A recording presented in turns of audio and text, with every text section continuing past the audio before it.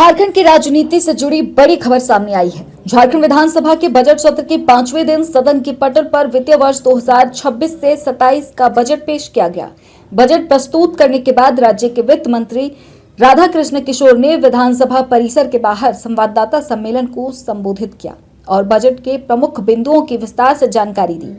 संवाददाता सम्मेलन में वित्त मंत्री ने कहा कि वित्तीय वर्ष 2026 से 27 का बजट राज्य के समग्र विकास को ध्यान में रखते हुए तैयार किया गया है।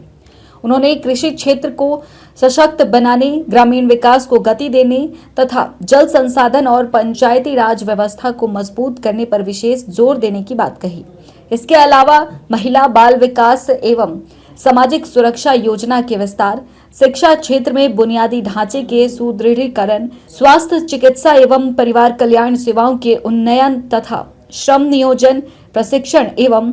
कौशल विकास को बढ़ावा देने के लिए महत्वपूर्ण प्रावधान किए गए हैं। ग्राम सेतु, मुख्यमंत्री ग्राम सेतु योजना के तहत 26-27 में 730 करोड़ का वर्ल्ड इकोनॉमिक फोरम मंच के माध्यम से झारखंड ने 1,24,230 करोड़ के निवेश प्रस्ताव प्राप्त किए हैं, जिनसे स्किल, एनर्जी, विनिर्माण और अवसंरचना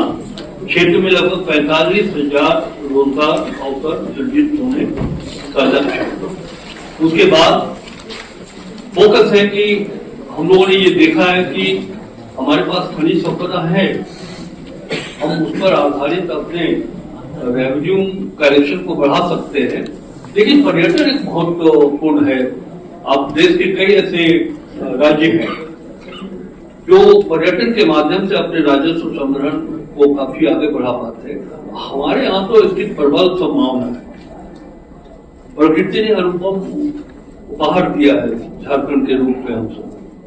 तो ऐसे स्तर को विकसित कर हम अपने रिसोर्सेज को बढ़ाना चाहते हैं, जिसके अंतर्गत मैंने कहा बहुत डिटेल में जाने की आवश्यकता नहीं है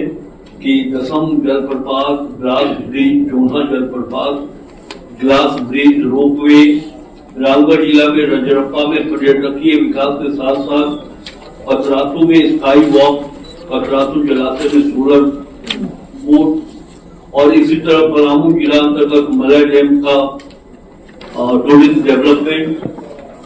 चतरा जिला में कोलेश्वरी पहाड़ में रोपवे का, तो ये सब चीजें हैं। और अंत में हम आपको ये बताते हुए मुझे प्रसन्नता होगी कि आगामी वित्तीय वर्ष यानी कि 26-27 के लिए आउटकम बजट से संबंधित विभागों की योजनाओं के आधार पर जेंडर बजट भी हम लोगों ने तैयार किया है। इस वर्ष 17 विभागों की योजनाओं में महिलाओं से संबंधित लगभग 232 योजनाओं के आधार पर जेंडर बजट तैयार किया गया, जिसमें 34,211 करोड़ 27 लाख रुपए राशि का उपबंध किया गया। सबसे एक महत्वपूर्ण सूचना इस प्रेस ब्रीफिंग के माध्यम से आपको देनी है कि first time in the history of Jharkhand, ये पहली बार हो रहा है, भारत का संविधान के अनुच्छेद 243 स्वपठित 243Y के अंतर्गत पंचम राज्य वित्त आयोग प्रथम प्रतिवेदन राज्य सरकार को समर्पित किया गया है। इससे पहले नहीं हुआ। राज्य सरकार द्वारा आयोग की अनुशंसा पर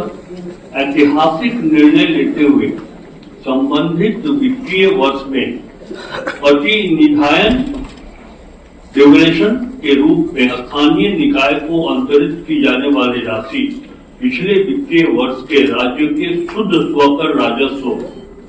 4% के रूप में तय किया गया है और इसी के अनुरूप पंचम राज्य वित्त आयोग की अनुशंसा के क्रम में स्थानीय निकायों के लिए वित्तीय वर्ष 24-25 एवं 25-26 में अनुदान की कुल राशि 1,172 करोड़ 66 लाख रुपए निर्धारित की गई है। ये पहला अवसर होगा जो इस प्रकार का राशि का निर्धारण हुआ है।